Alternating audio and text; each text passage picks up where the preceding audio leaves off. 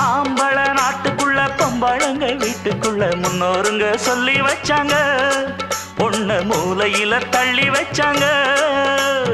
ஆம்பளைக்கும் பொம்பளைக்கும் ஒன்னோ ரெண்டோ வித்தியாசம், மத்தபடி ஒண்ணும் இல்லைங்க. ஆஹா விஞ்ஞானிங்க எல்லாம் சொன்னாங்க.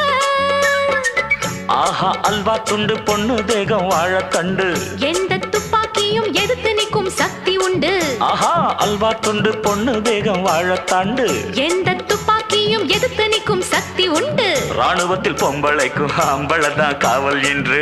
ஏறிக்கைய ஏறிக்கைய ரிக்ஷாவில எத்தனை பேரு ஏறினாலும் பஞ்சர் இல்ல. ஏறிக்கைய ஏறிக்கைய ரிக்ஷாவில அது சரி, எத்தனை பேரு ஏறினாலும் பஞ்சர் இல்ல.